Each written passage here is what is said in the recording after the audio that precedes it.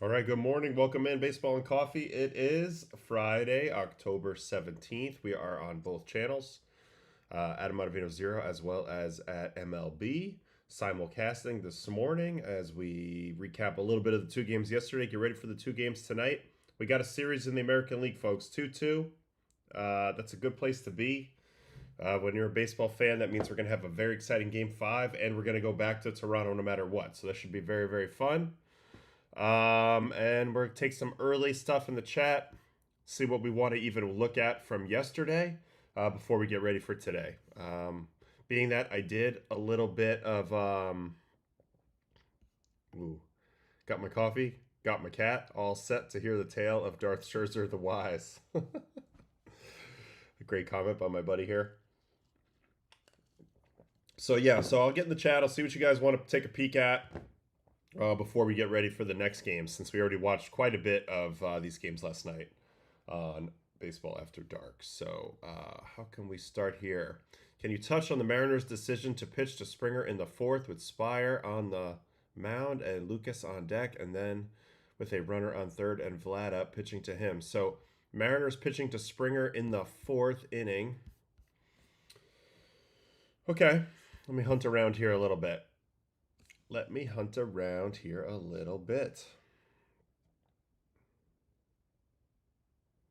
So Seattle and Toronto is this game.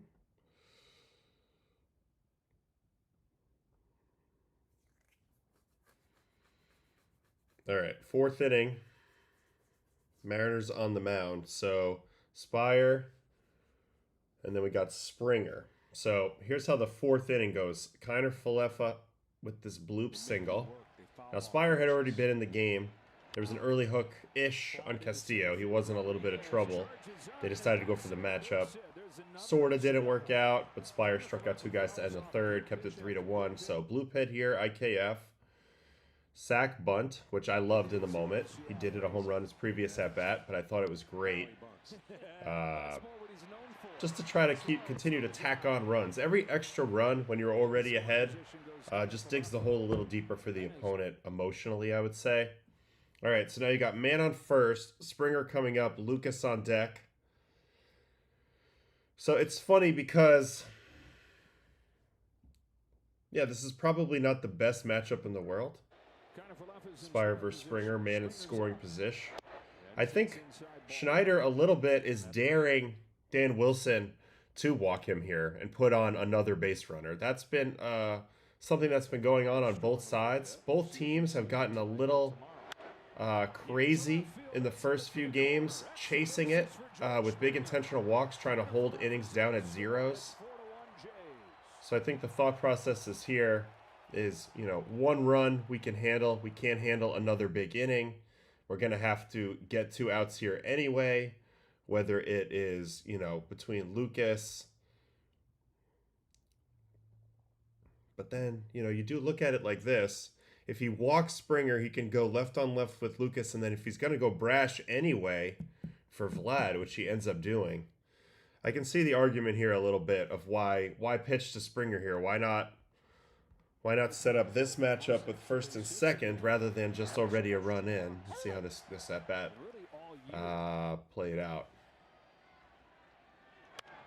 Talking to John Schneider about that, about him bouncing. 6. Yeah, you're right. Spire also with a lot of pitches thrown.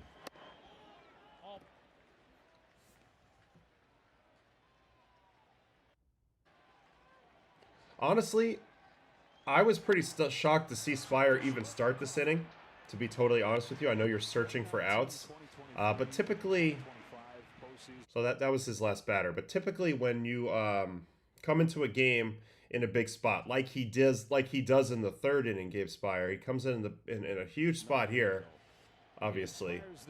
Bases loaded, 1 out in a 1-run game.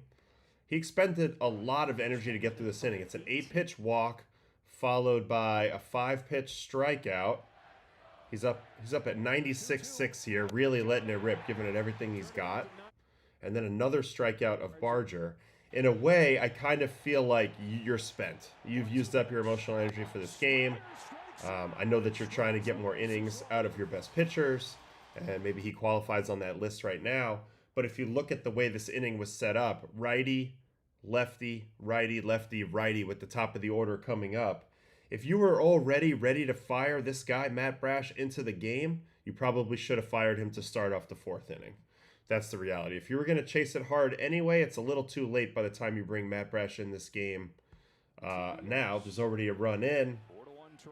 So I think I would have fired him right in there at that point if you were desperate enough. Or you go with a different righty matchup there, because at least the lineup there started righty, lefty, righty there in the third. And at the way that Spire worked hard to get through the third, I kind of agree with the chat here a little bit. Doesn't make a whole lot of sense to me, personally.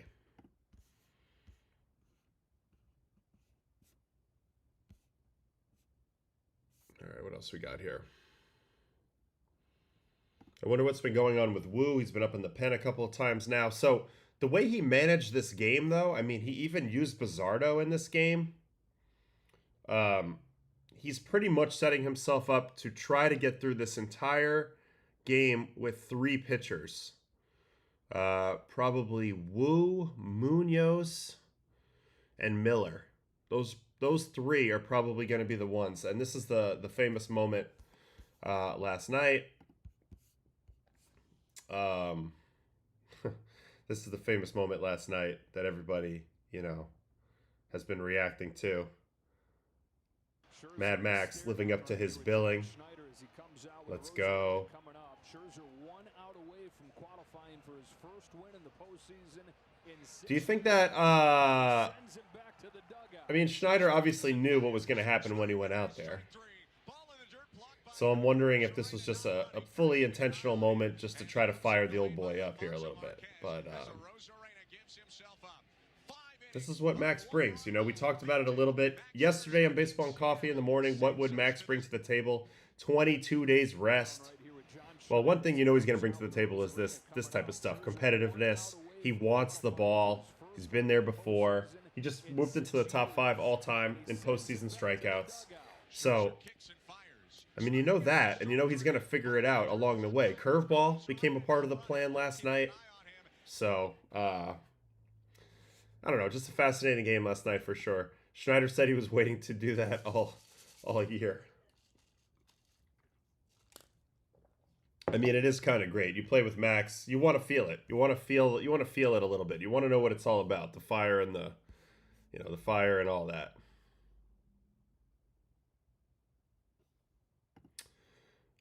Would it make sense to look over who the Mariners have burned in the bullpen? Yes. So 100%, we're gonna get into that. Looks like there's a lot more intrigue, and rightfully so, in this series now that it's 2-2.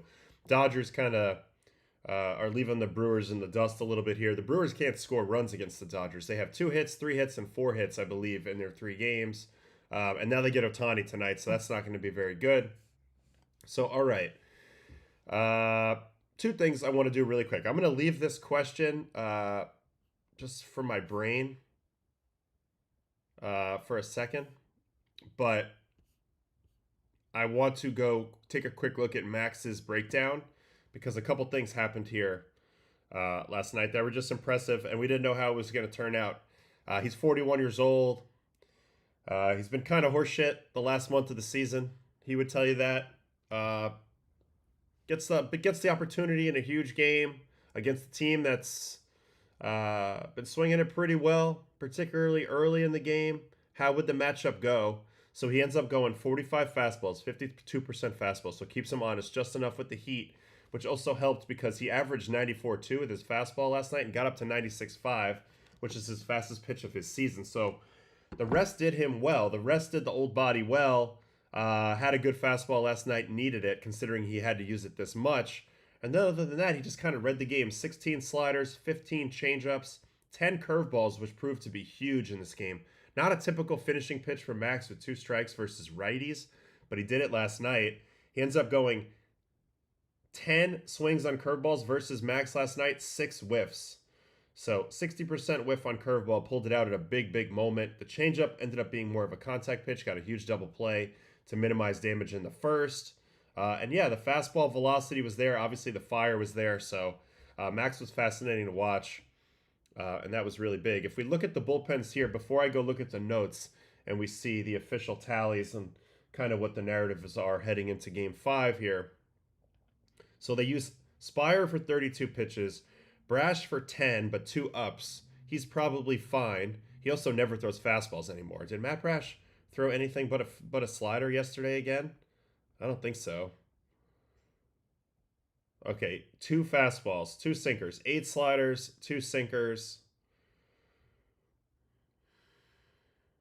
So, I don't know. But Vargas ended up throwing 14 pitches, and then Bizardo ends up throwing 19. I don't love the fact that they chased it this hard with Bizardo. They're going to need him probably, potentially, in this next game tonight. He's been a warrior. His velocity was still good yesterday, so we'll see. But they're going to have Munoz. They're going to have some Brash. They're going to have Wu, which is in a similar situation as Scherzer. We don't know what we're going to get out of Wu tomorrow, potentially tonight. I don't know if Spire's on a limited basis. Not that you want to throw him back out there anyway, probably. So I don't know. The pitching has completely flipped around. And that's what offenses do. Great offense can do in a postseason. And, you know, pitching wins, but breaking pitching wins as well offensively. So, yeah, I really think there's a lot to see here. There's a lot to see here. And, you know, this is a good point too about how Vladdy stepping up has really made a big difference. I was talking about offenses breaking good pitching. You know, Castillo and George Kirby are good pitchers. The past 2 nights, Blue Jays offense just been better. They've been more prepared for those guys. They've broken them in the 3rd inning each time. You know, taking away some of their strengths. And Vlad's been right in the middle of it. He stepped up in both games. You know, he has a 4-hit game, almost hits for the cycle in Game 3. Here in Game 4, 2 for 5 with a homer. So, yeah, Vlad's been right in the middle of it. The Blue Jay offense has been really good. I also want to give a special shout out to the bottom of the order who's really sparked this club a lot. IKF, 2 for 3 last night in the 8-hole, including leading off both of those innings, the 3rd and the 4th, which were big. Jimenez, 2 for 3 with a homer and a sac bunt, so very productive. Plus, he's playing his usual defense.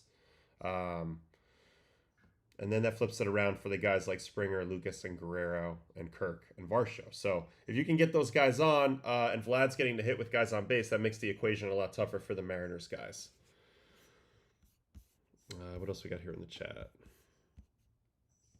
On the Blue Jays broadcast last night in the 1st inning, Buck Martinez mentioned that he thinks Vladdy saw Max was tipping his pitches in the 1st with his pitch grip. Did you see that as well? I didn't get a good look at this. I was loosely following the game until I came on Baseball After Dark last night. So that's pretty interesting. It's pretty interesting. That's good teammate stuff if you have some information about tipping. Because wasn't Max running into a little bit of tipping versus the Yankees towards the end of the season?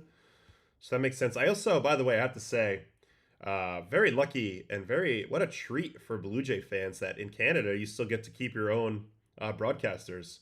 You get Dan and Buck. I mean, are you kidding me? Everybody else has to switch over in the U.S. You got to switch over to the national broadcasters and then get pissed when they don't know your team as well as your local guys. So totally interesting, but phenomenal for the Blue Jays. They get to like really experience this on a different level, I feel like, because of that.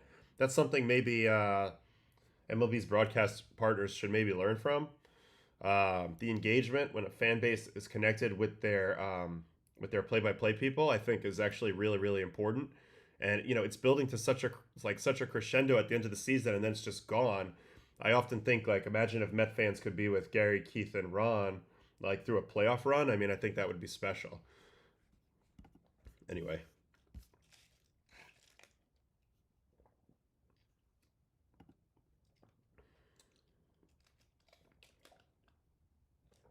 They also apparently have better crowd noise on the Canadian broadcast, which is great. So that's very lucky for Blue Jay fans. I'm very jealous of that. I think for U.S. fans, I think that's yeah, it's just an interesting thing that I didn't realize was happening, but it makes sense. And I do agree with this as well. Like, why not just hire each broadcast booth and then just have run 2 streams off of it? I don't know. Why can't you do that? I guess you're spending more money on the talent, but you're bringing in more money theoretically. I don't know. There's a lot of course, it's all money things. This is what typically happens with the Mets. They have to listen to Howie on the radio. So you end up, Yankees would do this too. They would switch over to John and Susan. I guess now it's Dave Sims, but they would switch over to the radio, listen to that while watching the game with it on mute for the most part. All right, so that was a good little moment. There was a question here. Can you talk about what a pitcher is thinking when guys keep fouling off pitches? This is a little bit misunderstood, I think, by sabermetricians who are, super efficiently judging you on your chase rate as a hitter. So a lot of guys, I talked about this a lot with Iglesias last year. It's like some guys are really good at spoiling pitches off the plate and fouling them off and making the pitcher throw more and more and more pitches. And it's been always commonly understood that this is frustrating for a pitcher, which it is. I will say, sometimes you're like, just freaking get out already. I'm tired of this. Like, I'm running out of ideas. You're seeing a lot more of my pitches, and eventually I probably am going to make a mistake. You're proving to me that I can't get anything by you. So a lot of times, this strategy does work, but it will look bad for the hitter. So a lot of hitters, it's not really part of the game anymore. You see Josh Naylor doing it a little bit now in the playoffs. Occasionally you see it in a playoff situation. A guy just says, screw it. I'm going to slap everything foul until I get a pitch to hit, and I'm going to see 10, 11 pitches in this at-bat. But that stuff works. Pitchers hate that stuff. No question about it. Not that it's easy to do either. I'm not saying it's an easy skill set, but as a pitcher, it's frustrating. You're getting worn down. Typically, in a situation where they keep fouling you off, you're going for a swing and miss. You're going for a kill, and they just keep, avoiding it. And so it's frustrating. Those pitches, you're expending a lot of effort to make. So, anyway. Have I ever thrown an ephus pitch to throw a batter off guard? No. We used to do a thing in the Cardinals system where they would teach us this move called a free changeup. So it was like if you threw a bunch of fastballs and you felt like the guy was kind of on time with you, but you still wanted to throw a fastball for some reason. I don't know why you would, but you would basically call time, ask for a new ball, and when you would throw the ball to the catcher, you would lob it and make sure the hitter was watching how slow this ball came in. And this is called a free changeup. So you would lob it to the catcher and hope that lob, that fake throw, that's not even a competitive throw, would somehow slow down the hitter's timing. So then when you got back on the mound with the new ball and you threw the fastball, that would work. That was called a free changeup. I don't know if that works or not, but we were taught to do that a little bit. How funny is that? It's not an ephus pitch, but pretty funny. Okay, Vladdy. Let's watch Vladdy's at-bats from yesterday. This is something fun to do. Yeah. All right, here we go. Let's just watch Vlad hit. He got 5 at-bats. We've been tracking him for a while. I have a whole video of every single at-bat in the DS where he terrorized the Yankees. So he had another good game yesterday. The previous game was a 4-hit game. Let's see how they try to attack him. Let's watch his offensive approach, and let's be impressed by one of the best hitters in the game. All right, first at-bat, Castillo. Sinker, 4-seam middle. So that's just a full take, 2 outs, nobody on. He's saying, you know what, this is my one opportunity to throw just the juiciest pitch ever. If he swings, so be it. Fastball right down the middle. Then he's going to go to the sinker. This is what Kirby tried to do too early in the game. First Vlad was sinkers in was the plan. Sinker down at the bottom. So 2 takes. Tells me Vlad's looking for something else or something more elevated or out over. Good catch by Raleigh on this one. And then he does end up breaking his bat on a very well-placed sinker here with great arm side movement. And Crawford ends up making a sick play with the bounce throw.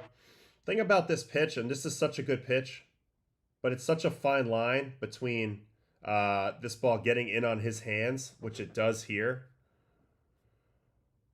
Like, you can see where the ball hits on the bat. It's right here, and he would love for it to be a little bit more over here on the barrel. But it's a fine line, timing-wise. That's like 1 or 2 mile an hour, timing-wise. So, like, you're still playing with fire here. If you miss a little bit over the plate, or he anticipates a slight bit better, this ball's laced in the gap at like 115. So, even though this is a really good pitch, we give credit to Castillo. You know, Vlad with a nice swing here. Still swings it very, very aggressively despite being down 0-2. And he ends up being out there, and now here's the second at-bat. Now he's going to anticipate that sinker. So this time they do miss over the middle. That's exactly what I was talking about. They try to go back to the same pitch. They say, okay, if it ain't broke, don't fix it. We're going to go sinker back in here. But instead, because you can see where Cal's set up, he's on the inside corner. But instead, he throws the thing right down the dang middle. And Vlad is anticipating sinker this time. He's not going to get beat a second time. Laces it up the middle. So you have to be really good with your location on top of having a good pitch plan. All right, Brash. This is probably going to be all sliders. Oh, no.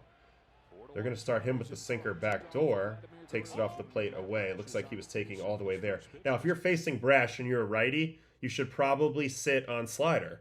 That's what he throws overwhelmingly, you know, the overwhelming majority of the time. So if you're him, if you're Vladdy in this at-bat, and you're sitting on a slider, you need the ball to start somewhere in here for it to break over the plate. Anything that starts, you know, let's just say like from this part of the zone over, you're probably going to take it. So if he throws you a sinker away, you're probably going to have to take it for a strike.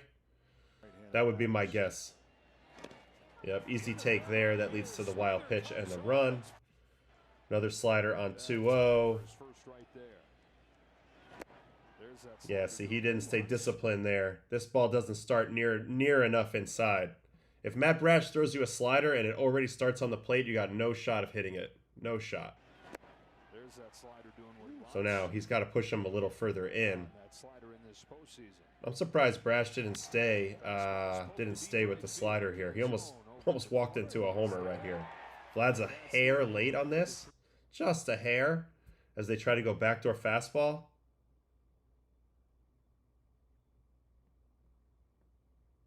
Good swing, though. Just misses it. And, you know, I think he makes a similar swing, actually, but a slightly better one for the home run coming up here versus Bizzardo. Let's watch that. Again, a lot of sinkers and sliders. That's the plan right on right. That's what they wanted to do. That's the type of guys they wanted to have face Vlad. That's the type of pitcher I was. I get it. But he's faced a ton of these guys now. Sinker pulled away ball. Another sinker. They try to go in here. They miss. So this is a miss. Even though this is a strike, look at the location. They want to jam him. They're anticipating a swing. Bizzardo ends up doing the accidental backdoor fastball. So both pitches have been away. One pitch was down here. This pitch is right here. So Vladdy's got to be looking out over. Remember, he just had that swing where he just missed it trying to go oppo. And then this one, I don't believe he just misses it. No, this one he stays on beautifully. Smacks it. See you later. 103.5 at 27. So this is just a classic case of the pitcher didn't really locate well. Vladdy hit the ball where it's pitched. As you can see here, they're trying to get in on his hands again. This is the game plan. But again, you got to be able to execute the game plan. Just because it's a sound game plan doesn't mean it's going to work every time. If you pull the ball out here, which is where his energy is, you know, focused on, he's going to clip you.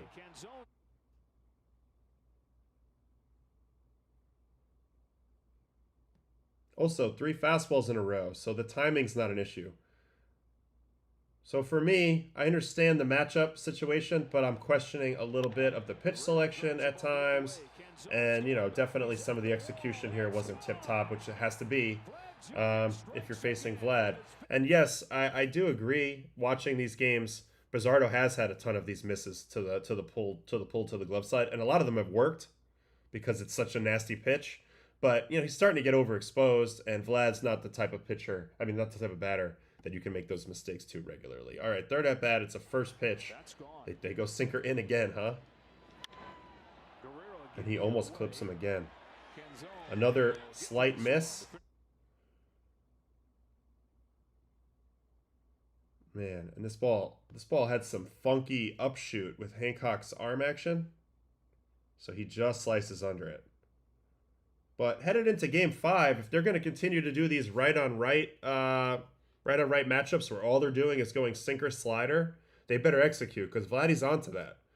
He saw 5 at-bats tonight like that. Kirby from the other night was very similar. So this is becoming like a repeat, style over and over and over again. So actually, if I'm the Mariners, I consider throwing him off this style a little bit, maybe going with just something different. I don't know what that would be, but this is where Brian Wu would come in hand for sure. Just give him a little four-seam love. Sinker in, four-seam love. A guy who can actually command it all. All right, what else we got?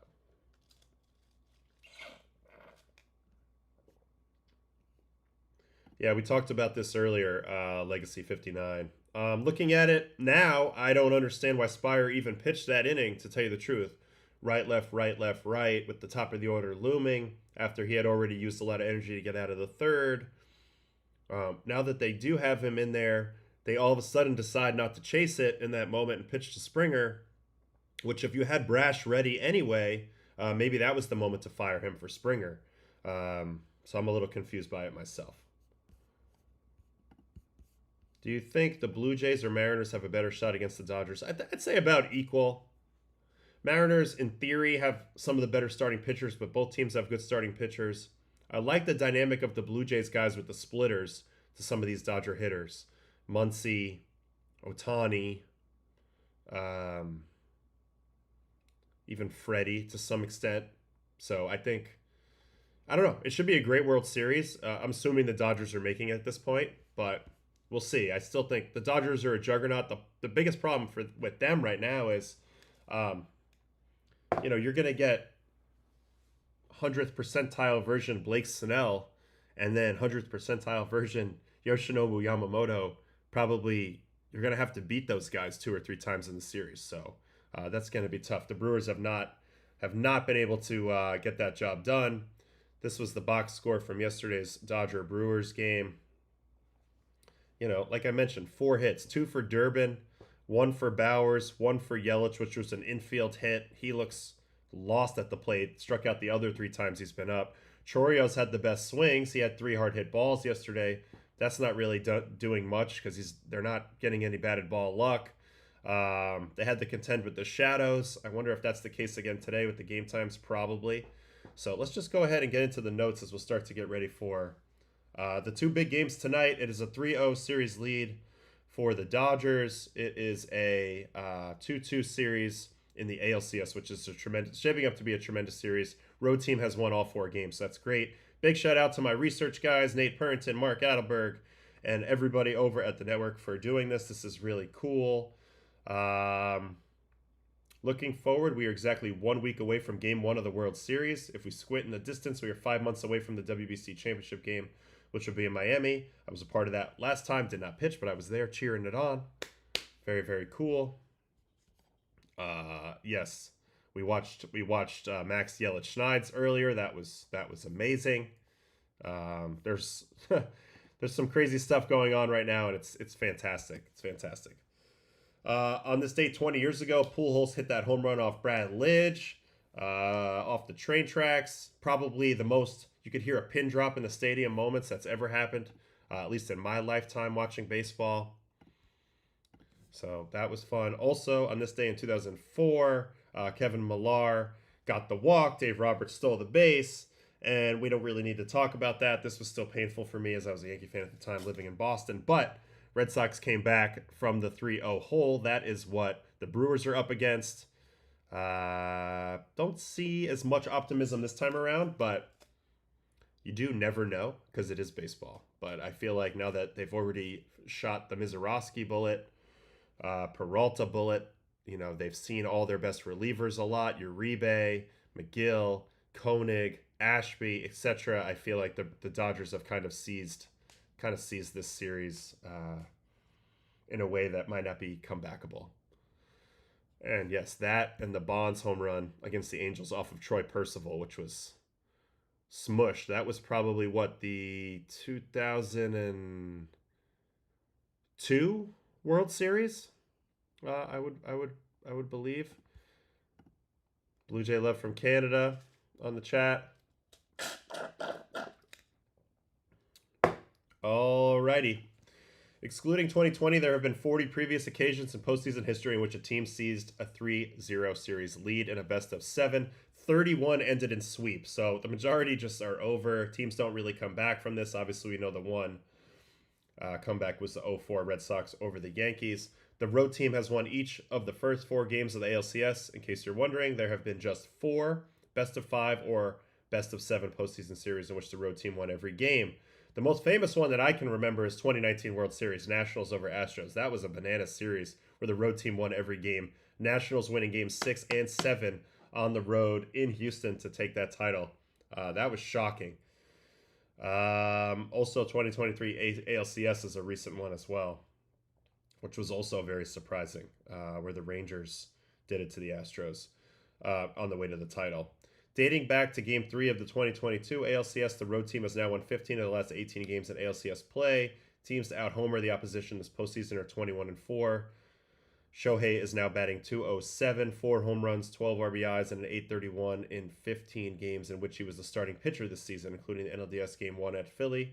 So he's about to start Game 4. That's, some of the fun of today is we get to see Shohei on the mound. So he's in the unique position where if he's not contributing as much as he'd like to with the bat, he has another way he can help out, right? He can pitch. Pretty cool trick there. Brewers, 18 hits dating back to Game 4 of the NLDS were the fewest in a 5-game span in team history, regular season and playoffs. They faced nothing but tough pitching, tough circumstances. You couldn't see anything yesterday in that Dodger game, and they're facing glass now, so I don't know. It just shows you how tough it's been. The combination of elite competition, but also elitely difficult circumstances. Blue Jays and Mariners have been tied at the end of just 4 innings through the first 4 games. All right, here are today's matchups.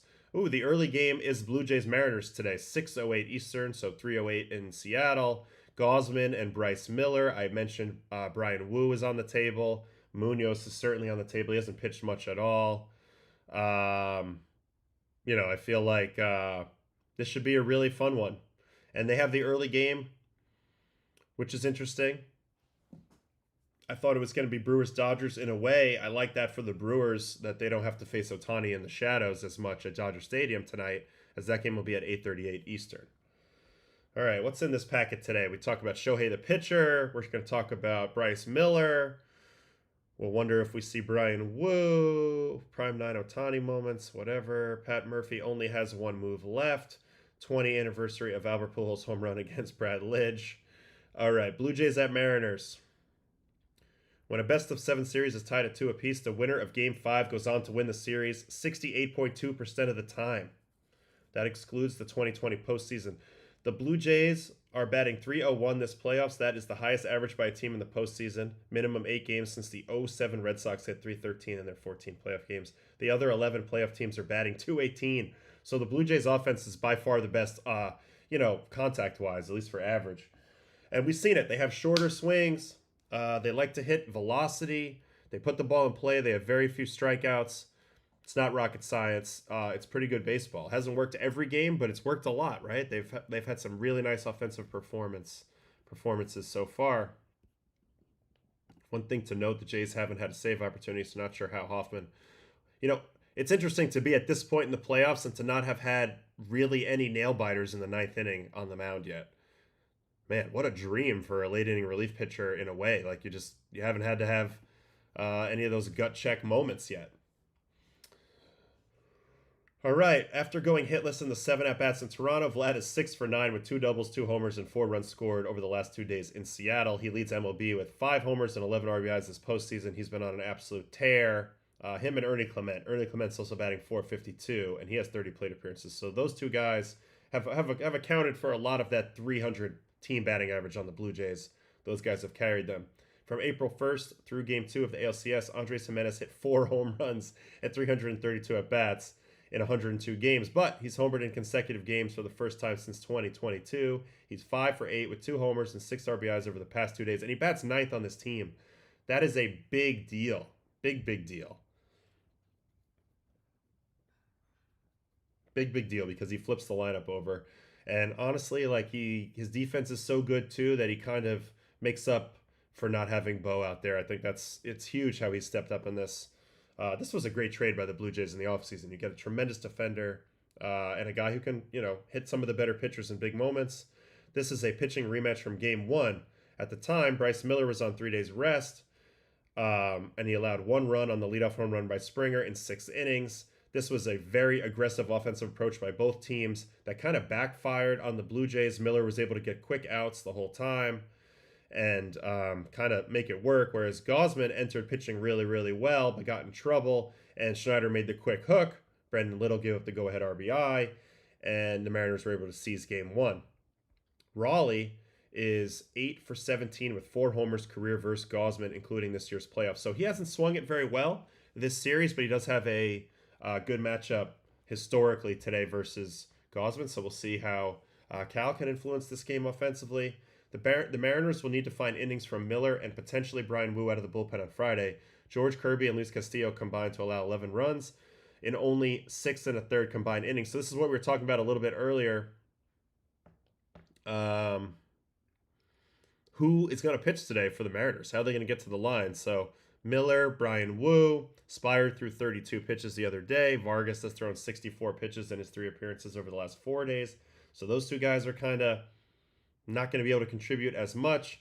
Wu did warm up in the 3rd inning Thursday, but has not pitched since September 19th with pectoral inflammation. He's got that sore chest. And the last time he pitched out the bullpen, which was when he was in college in 2021 at Cal Poly. I believe they're the Broncos? I don't know.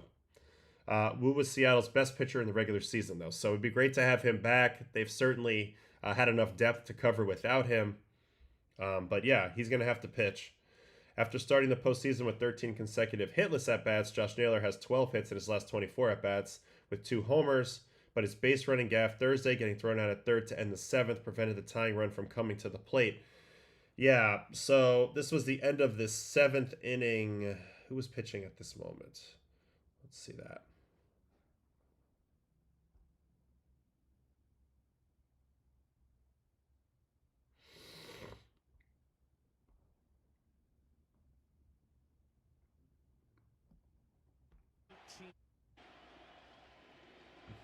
5-1 game, 2 outs.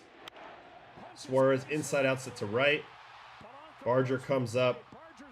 The run's going to score, but Naylor goes to 3rd on a play where obviously he wasn't going to make it. So credit to Barger for making this play and making it happen. I know Josh plays a very aggressive style, but yeah, the tying run comes to the plate here if you just stay at 2nd. Also, it looks like there's a slight hesitation, and he's out by a lot.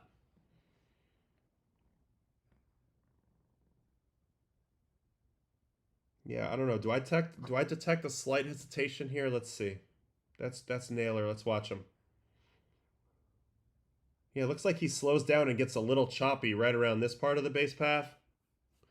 Yeah, not a great play. He has been on base all day, so obviously he's going to be in the lineup and you'll live with it. But yeah, that did turn out to be a big play. Would have got the tying run up there, so that's definitely something. Never make a 3rd out at 3rd. Never make the 3rd out at 3rd. Can't do it.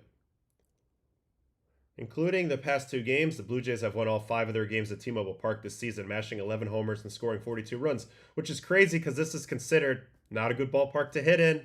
But I do feel like the Blue Jays have always had a sneaky presence in Seattle. Obviously, they're pretty close to British Columbia. A lot of Canadian fans. This is their opportunity. More Western Canadian fans. This is their opportunity to see their team play. They head down to Seattle. They make themselves at home. I think it's very amicable during the regular season. Maybe not so much right now. But the Blue Jays as a club, they felt very, very good out there.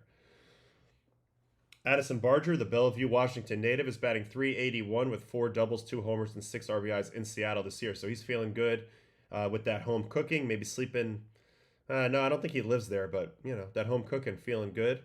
Prior to Game 4, the Blue Jays added Joey Loperfido to the LCS roster, replacing Santander, who's got spine inflammation. That doesn't sound great.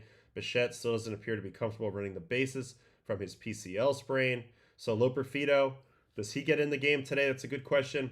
And Randy Arozarena this postseason, 157, 273, 263, only 6 hits and 1 home run and 16 strikeouts in the leadoff spot.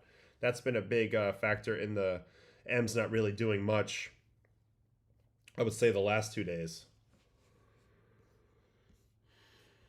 We got a little question here about Loperfido, right? Is Loperfido gonna play? I mean, maybe he gets in there today versus Bryce Miller. You know, another lefty in there. Maybe he can do it. He's a pretty good hitter at times, Loperfido. Why don't teams put a really good batter in the 9th spot? Part of the reason is because over the course of time, the guy in the 9th spot will get, you know, less at bats, less chances than if he's further up in the order. Obviously, the closer you are to the front of the line, the more at bats you'll get over time.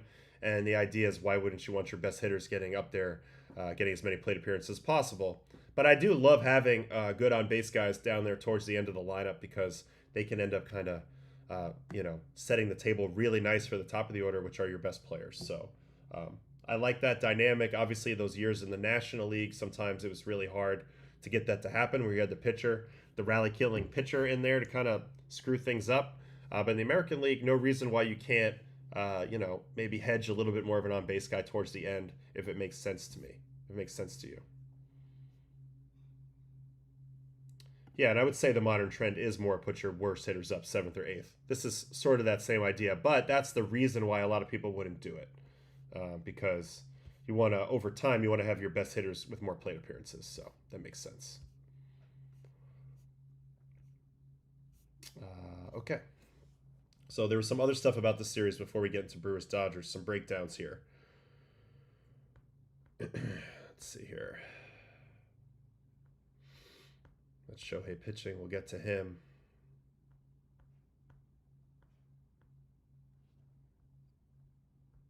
All right, Bryce Miller, the forgotten Seattle hurler who started Game 1 and kind of set up the Mariners for success in this series when he won Game 1. He had a breakout campaign in 2024. He had a 2.94 and 180 innings last year, so let's not forget that. That's tremendous. 592 opponent OPS. Really, really good. This year, he was hurt a lot, so his ERA kind of stunk. He wasn't as good when he pitched. He had a 5.68, but there's a lot of ability in there for sure. He's allowed, let's see here. Yeah, 6 innings of 1-run ball. He also pitched in Detroit. He went 4 1/3, 4 runs on 2 strikeouts, no walks. He didn't get a ton of leash in that game versus Detroit, but he really stepped up big time at Seattle.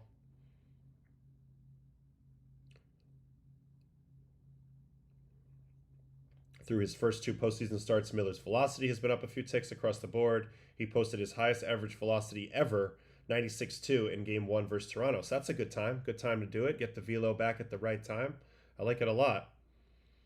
Bryce Miller, average pitch velocity, 2025 regular season versus postseason. So this year he was averaging 94.8 in the regular season on the 4, 96.2 in the postseason so far. So that's a pretty good trick. When he first came up, he was known for mainly being 4-seamers. If we go look at his pitcher breakdown, I wonder if they'll have it on here as we go. He was all 4-seamers at the top of the zone all the time when he first came up. Then over time, he kind of switched to a 2-fastball approach that quite literally transformed his season in 2024 into one of the best 4-seamers and sinkers. Now, we've seen the Mariners, all their starters have done this now. Kirby's doing this. Castillo's been doing this. Miller's on this trend as well. Wu does this. Gilbert, not as much, but he does it a little bit. But for the most part, those other 4 guys have all kind of, by osmosis, kind of, you know, generated this approach together where they're going to have righty 4-seamers and sinkers. Miller's 4-seam, I feel like, is the best of the bunch besides Wu, just from a natural standpoint. 18.3 induced vertical break in 24, 18.6 right now in the postseason. So that's a really good fastball. Lowest opponent average on 4-seamers 2024 season. This is a comparison of his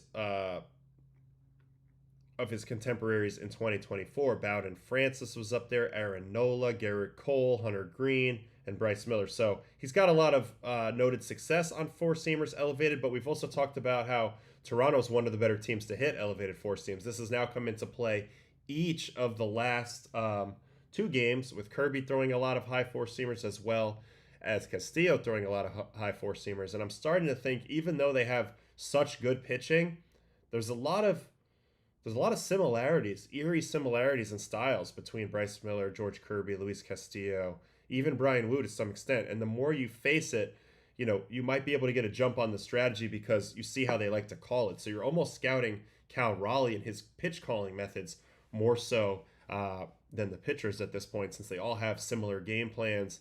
And then they seem to be leaning into certain game plans for certain hitters over and over and over again. We saw how they're going a lot of sinker into Vlad, sinker into Vlad, sinker into Vlad, slider away, then sinker into Vlad. So exactly, like every guy right now, the plan is starting to become apparent, and it's up to them to maybe adjust off of that. And we'll see if Miller does that today to stay a step ahead, or if he walks right into it.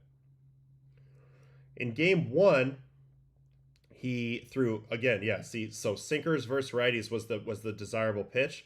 He was 36% sinker versus righties in that game one, and the four seam was down at 15.4%. So that's probably a lot of what they're trying to do. That sinker in versus right on right approach and slider away. That seems like that's what they've game planned for. We'll see if that switches up, and then versus the lefties, more elevated fastballs. So the key there is execution. If you don't get it up high enough, guys like Lucas can hit it, guys like Varsho can hit it. But if you get it at the top, it can work. So execution's key there. And then pumping the splitter. Speaking of Miller's splitter, he's also seen the devastating pitch from last year's return. The velo, inches of drop, and whiff rates are similar to 24. It's only a 125 opponent average, 1 for 8 off the postseason. And he had the 5th lowest batting average on splitters in 2024 as well. So really, we're no longer comparing Bryce Miller versus his 2025 season, which was subpar. We're looking at him off of his 2024 season, because now he's kind of gotten his himself back to form, and he looks a lot more like that guy last year who was an elite starter. Lowest opponent average on splitters, 2024, and then 2025 playoffs. These are some of the better splitter guys in the game. Mark Leiter Jr., Logan Gilbert, Fernando Cruz, Dean Kramer, Kevin Gausman, so he's in good company with that as well. The Mariners don't need a ton of length from Miller on Friday. Andres Munoz hasn't pitched since Sunday, and Matt Brash only threw 10 pitches on Thursday. So I think the Mariners do need length from him, because we don't know what we're getting from Wu. I don't agree with this at all, but Wu is going to be a big deal, and then Munoz is definitely going to pitch, although it looked to me like Munoz looked tired the last time we saw him. His velo was down. He's been going like 85% sliders. So I think the Mariners are very vulnerable in this game, despite the fact that Miller pitched well last game. I think the Blue Jays have been the first team to make the adjustments, and now it's up to the Mariners pitching staff to make the adjustments back and get back on top of Toronto. That's what I'm looking for today. Will they make the adjustments, basically? Expect the Mariners to have Wu pitching game 5 on the same day that Miller starts. Castillo and Wu present the same look to hitters, pounding 2 types of fastballs up in the zone from a low arm slot. Miller also throws fastballs, but he's from the higher slot. So here's the arm slots. Castillo's the lowest, down at 15. Wu is a little bit higher at 25, still gets that upshoot. Miller's a lot higher at 44. So even though they have the same styles, at least they'll be coming about it from 2 different arm slots if Wu comes in behind Miller. So that'll be interesting to see if that makes any impact on the game at all.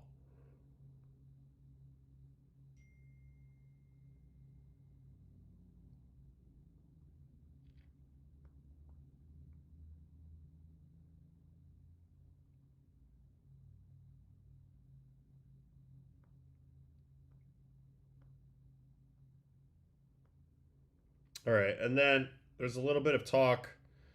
I guess that's it for this game. Now, so we know what the Mariners are going to throw at him. From the Blue Jays side of things, is it Gausman? Yeah, right? Yeah, Gausman. So Gausman in the first game, how did he look? I'm trying to remember. He looked really good and then got the early hook. Thinking conceptually about Blue Jays Mariners tonight.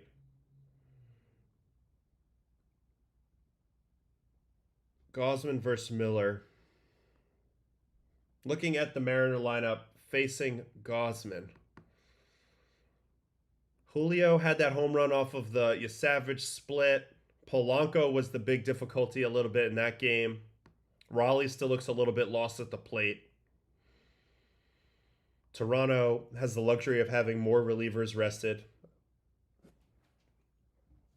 We haven't really talked a lot about how Gausman looks heading into this game, but I feel like it'll be interesting to see what the hook looks like on him, whether he mixes in more sliders. These are probably the real questions. Yeah, Gausman was dominating until the home run to Cal. That was on that split. So that's the one matchup that you have to watch out for. Historically, Cal's kind of raked Gausman. I think he's got 4 home runs that we were just saying.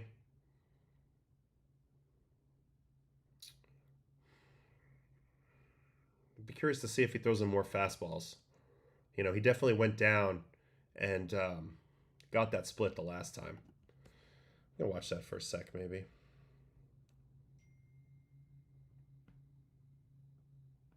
Toronto and Seattle. It was game 1. Gausman. Yeah, here's the 6th inning. This is how the 6th inning ended up going when they finally they chase Gauss from the game. He came back from a 3-0 count to get Crawford out, but you could tell that Schneider didn't love the fact that he dropped behind 3-0 in that at-bat. Then he ends up striking out Randy on a really nice split. Randy's been scuffling bad, so he got to 2 outs, nobody on in that inning with the typical approach. And then here's the Cal Raleigh home run, and I think it's just too many splitters. It looks like Raleigh at some point just commits to the split. Pulled split in, ball, fastball down, ball, gets himself in a bad spot, then goes triple splits here.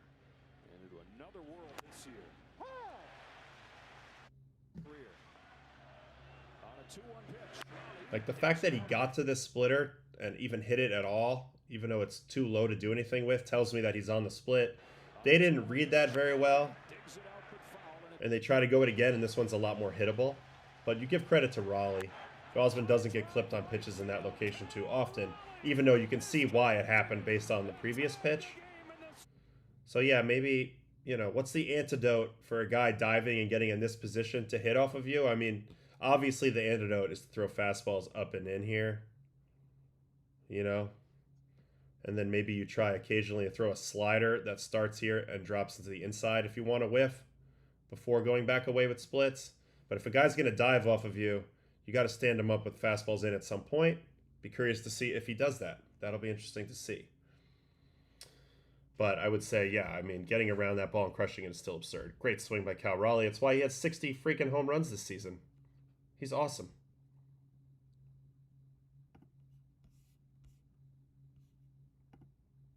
Love you too. And as a Jays fan, most at ease when Gausman's pitching. So that's who you want then. You just have all the momentum back. You've won 2 in a row. You're cruising into game 5. You got your guy on the mound, and you're in a good spot. All right. On to Dodgers Brewers. It is a 3-0 situation. Dodgers with the lead. Their pitching has been basically unhittable. Shohei is back on the mound today. He makes his first career postseason home start with a chance to send the Dodgers to their 2nd straight World Series, the 2nd since he's been a part of their team. That signing has worked out quite well. They are also the first team to actually make it back to the World Series in consecutive years since 2009 Phillies. The Phillies did lose in that World Series to the Yankees, but they were there back-to-back years representing the National League.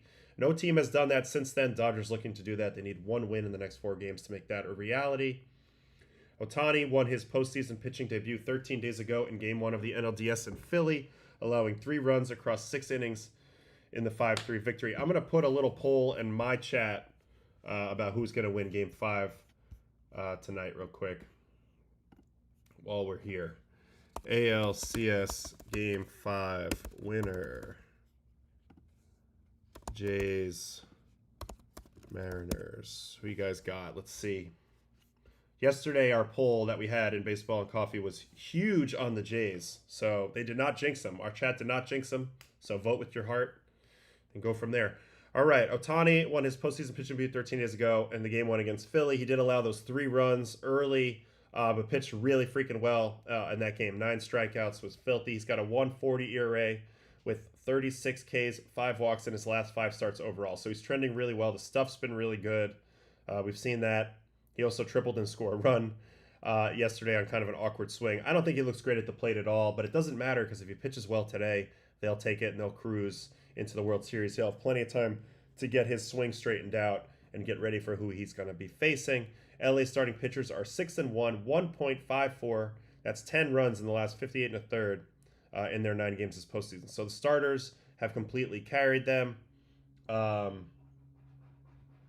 Whereas other teams are doing it more bullpen. That was kind of the rub in this series. Brewers bullpen and kind of, they're mixing and matching versus the Dodgers just straight running it out there with their starters. And the Dodgers starters have proven way mightier at this point. Snell, Yamamoto, Glasnow, tonight, Ohtani. So pretty damn good. I do think you might see Kershaw in this game if the score gets one way or the other. Keep him sharp. Maybe Sheehan gets in this game a little bit. Keep him sharp. But if they're way ahead in this game, they might even close it out with a Sasaki or Trinan, try to keep them going as well because they're going to have a little bit of a layoff if they win this game. It's 1 week till the first game of the World Series. That can hurt teams, and they've been playing a lot of baseball recently. Remember, they came out of the wild card round this year. So we'll see. These are all questions, but we don't know how this game's going to go.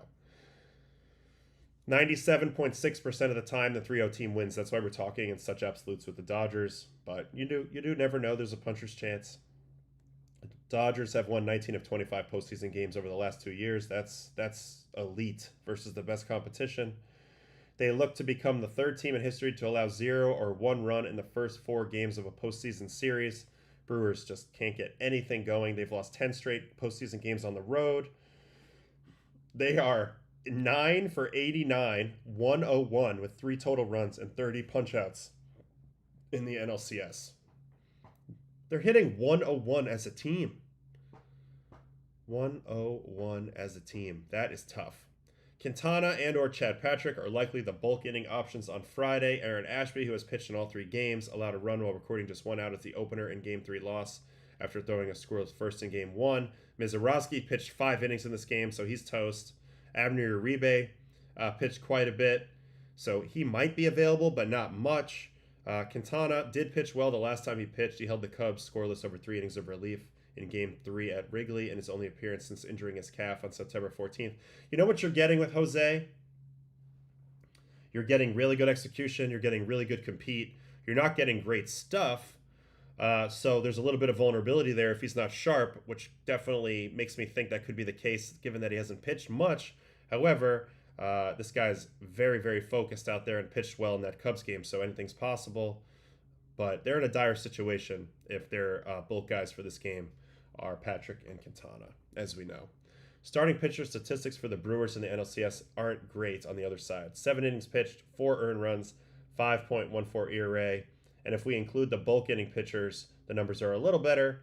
Priester and The Miz pitched well, 4 earned runs and 14 2/3, along with Freddie Peralta. Not bad. Chourio hopeful to play on Friday after leaving the game. But man, he's had this hamstring. He's like hurt, not hurt, cramping, not cramping. But he has had the best swings, I would say, of the series so far for the Brew Crew. So they're going to need Chourio out there if they have any hope of scoring runs. And also the defense. Max Muncy's had some really impressive defense in this postseason. He had the little spin play, throw to home last night, as well as that wheel play in the previous series. So Max Muncy impressing a lot on defense. Mookie's looked incredible at short as well. He had the jump throw in the 9th inning yesterday. Let's go to that.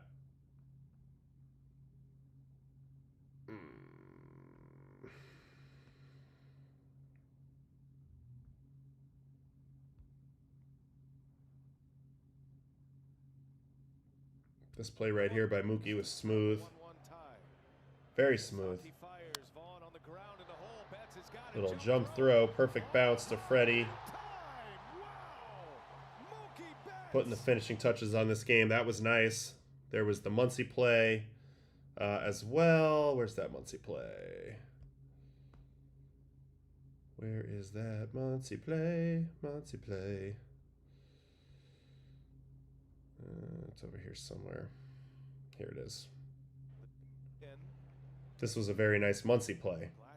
Little spin, little DJ LeMahieu leg spin, perfect throw to the plate. I mean, dude, nasty. Here, catch and spin on that knee into a perfect pop-up and plant. He doesn't get a lot of credit for his defense, but he's been amazing this postseason. So Dodgers can't do anything wrong. They're excelling in all phases. Pitching, hitting, defense, base running. All good things. All very, very good things for the Dodgers. All right, let's talk a little Shohei on the mound. He obviously had Tommy John last year, comes back. They brought him along slowly. They threw him a lot of 3-inning outings, 4-inning outings, 5-inning outings. They eventually got him ready all the way to the end of the year. And listen, he's been quite good. This is his company in terms of FIP leaders since 2021. Shohei, Skeens, Skubal, Sanchez, Logan Webb, Chris Sale. So literally he's up there at the very top. He doesn't have the innings as those guys, but while he's been out there, he's been really, really good. He's got off to a historic start if you're looking at him just as a pitcher. 5th lowest opponent average and 2nd best K-9 among pitchers in their first 100 career starts. Crazy numbers right there. Leaders through 100 career starts. Pitchers to debut since 1900. Opponent average. He looks like he is 5th behind Herb Score, Nolan Ryan, Freddie Peralta, Ed Rollback, and then Shohei, and then Ks per 9. Glass now slightly ahead of him, his teammate. Shohei, Freddie Peralta, Yu Darvish, Corbin Burns. Those are all modern pitchers because that's sort of a modern situation to have that many strikeouts per 9. Ohtani's stuff looks as good as ever among starters in 2025. Ohtani's stuff plus is 2nd best in MLB. Remember, stuff plus looks at a physical combination of a pitcher's repertoire, release point, velocity, movement, spin rate, etc. Everybody has different metrics, but odds are if he's rating high on the stuff plus leaderboard that we have here, he's high on all of them because that means he's got elite velocity, movement, everything like that.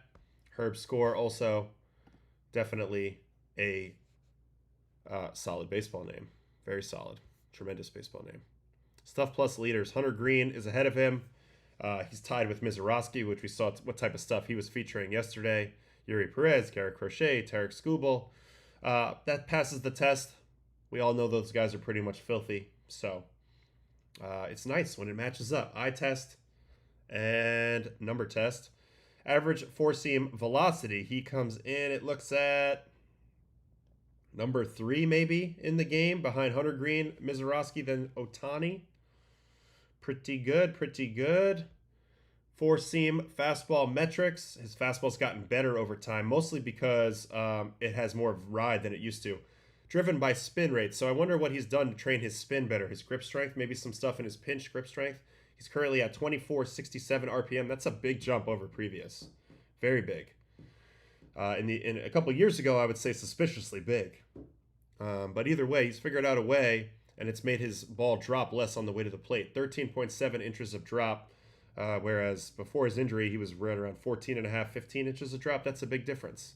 Stuff Plus reflects that. 113, 13% better fastball than league average. We'll take it and we'll rock with it. He's also throwing from the windup in 2025, something he hasn't done in the States in a long time. If you watch him now, there's a lot of rhythm in his windup as he gets going, whereas he pretty much pitched out of the stretch when he was an Angel. This was the first pitch of the game in August 2023 on that picture on the left.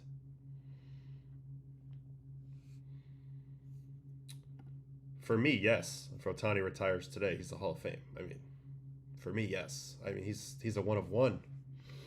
He's also really evolved as a pitcher from when we first saw him. He was really a 4-pitch pitcher in 2018 using a 4-seam split, slider, and curveball, but now he's got 7 different pitches and he's touched up to 102. So he's added, you can see here on the movement profiles, all the extra dots that have been added. A sweeper came in at some point. A curveball came in. A cutter came in, and he's moved the movement on his pitches around a little bit. You know, this is what people do now. They make adjustments very, very fast. Even when they're injured, they're scheming on how they can be better when they come back. That's what Shohei has done. His best pitch when he broke in was the splitter. This is his career splitter stats. 33 for 332 off the split with 3 homers. That's a 0.99 career average off his splitter and a 151 career slug with a 50% whiff rate. Pretty freaking good pitch.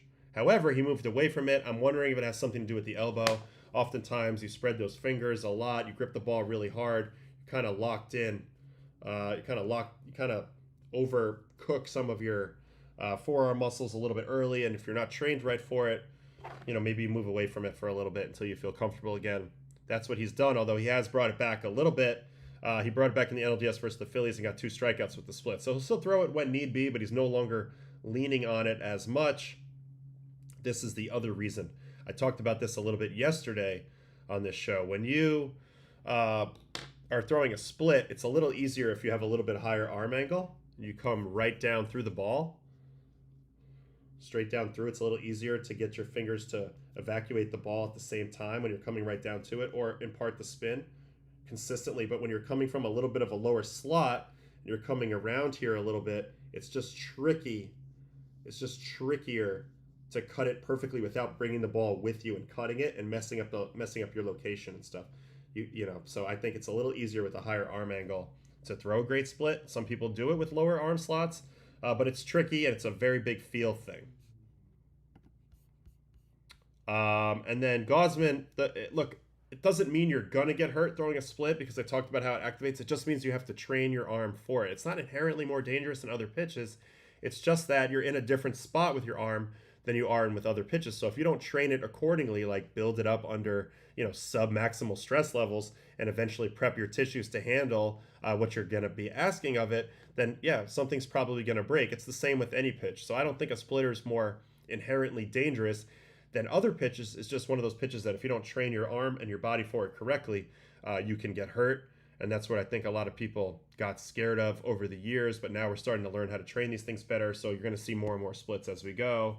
And I don't think you'll see as many injuries blamed on it as we go as well. Also, Gausman has an interesting grip as well. It's a little different, where he kind of like paddles all 3 of these fingers on the side. And then when the ball comes out, he kind of like pulls them off this finger to create that spin. So it's a little different. All right, Ohtani splitter metrics. He's currently throwing it harder than before by about 2 miles an hour, yet it's still dropping about the same, and it also has more movement on it. So even though it's a different pitch because of the arm angle, it's still quite effective when he throws it in small doses. But his array of breaking pitches are some of the best in the game. He's got 3 different ones. He's got like a tight one, a little gyro. He's got a huge sweeper, and he's got a curveball. So that's what I try to go. That's the way I try to go about it as I progressed in my career. Was like, okay, I'm going to throw breaking balls, but let's make them as diversified as possible. Give me something hard and small. Give me something up, down. Give me something right, left. Give me something in between. I want speed differential. I want movement differential. He's kind of generated that. Highest whiff percentage on breaking pitches in the 2025 season among starting pitchers. He's on the list with Spencer Strider, Blake Snell, Hunter Green, Zach Wheeler, Edward Cabrera. So very, very good company there. He did fall in love with that sweeper for a while in 2022, 2023. It became his number 1 pitch for a while. He's backed away from that a little bit, which I think is smart. That's another pitch that if you just abuse it without knowing what you're doing and without preparing your arm for it, that can also lead to some issues. So he's just learned from everything he's been through. He tends to become very good at skills very fast. And I feel like in a way that's sort of led to some injury troubles from him because it's almost like too much too soon when he would need a little bit of a longer buildup. He just hasn't had time to do that because he's so good at acquiring new skills so fast. This is a quick look at his last 5 starts, including the postseason. 25 2/3, 1 homer, 36 Ks, 5 walks. So the Brewers are getting yet another ace-level pitcher, here in Game 4. You get 3 of them in the first 3 games, and you get a 4th one in this one. So it's pretty crazy. Pretty crazy situation for the Brewers. If they dig out of this, it would be historic. Certainly it would be historic. Wow, 85% Jays in the poll right now on my channel. 46 votes. Only 15% for the Mariners. We are feeling the Jays big time in the chat. I know I have a lot of Canadians in here, but yeah, Okay, that's about spending. It's irrelevant right now. Okay. Don't care about this. This is the other thing. Curveballs become a new pitch for Shohei, too. So I mentioned the multiple different breaking balls. There's so much to study when it comes to Shohei. He's got the huge sweeper. Now he's got the gyro slider. The velocity is incredible. The arm angle's changed. He's bringing back the split at times. He throws 2 types of fastballs. Now he's pitching out of the windup where he used to pitch out of the stretch. All these things. But now on top of that, he's got a really good curveball as well. Highest whip percentage on a pitch this year, curveballs. Shohei, Eric Miller, Geraldo, Perez. So he's up there. He's up there. Almost all of his pitches are up there in terms of like ranking really high in whiff or opponent OPS or velocity or movement. Every one of them ranks highly in some category. So it's just crazy the arsenal that he has. And yes, he still hits, which is also kind of incredible. What else do we have in here? I looked at this already. Shohei Ohtani moments.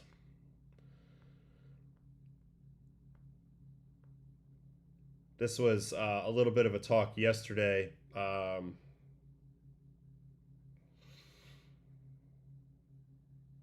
Where they did a lot of trickery yesterday pregame, trying to convince the Dodgers who they were going to pitch in this game, and they kept trying to hedge like it was going to be Quintana. They ended up going Mizorowski. They tried to do an opener. The opener situation hasn't worked out great. I don't love burning Ashby at the very touch of the game. Might as well let Mizorowski right at him. I think I would have just started him yesterday personally. But they didn't fool Dave at all.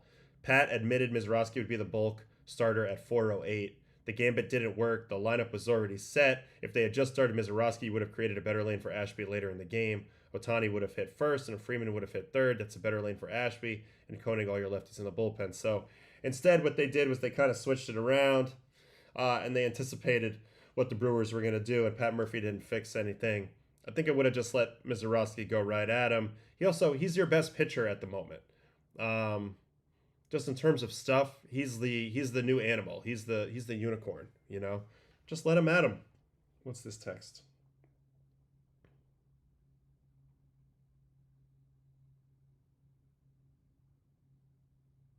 Oh wow.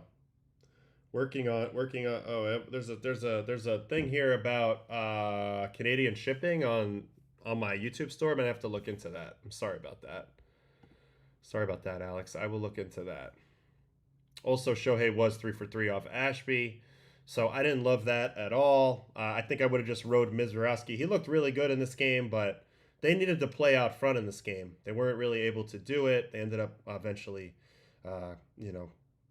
losing out there a little bit, and they just weren't able to hit. So I didn't like it, but at the end of the day, if you don't score, you can't win. So, you can critique all you want here, but it just seems like things are kind of inevitable. The Dodgers are feeling a bit inevitable right now with their pitching. Like, you're just not scoring off of them. I'm pretty sure Shohei is going to look really tough to hit today too. 20th anniversary of Albert Pujols' epic home run off Brad Lidge. I mean, yeah, I'll never forget being in not my dorm room, but somebody else's dorm room in college. So this would have been 20 years ago, huh? 2005, yeah. And watching Albert hit this home run off of Brad Lidge that they're talking about, and just being kind of stunned. Brad Lidge had a crazy year that year with like 90 innings or something, 130 punch outs out of the pen. And at that time, Albert was basically the Aaron Judge of our time, Aaron Judge of that time. And, he put the team on his back. 9th inning, huge home run. So here are the 5 memorable playoff moments by a player whose team lost the series. The bat flip, the Jose Bautista bat flip. No, this was the Tom Lawless bat flip. Everybody remembers this, maybe. A weird, awkward white guy on the Cardinals tossing his bat. They lost it. Frank Viola and the Twins get the last laugh. Endy's catch. This was a sad one for Mets fans. Game 7, 2006 NLDS. Endy Chavez steals Scott Rowland's drive to left. They end up getting a double play. There's a famous fist pump by Carlos Delgado.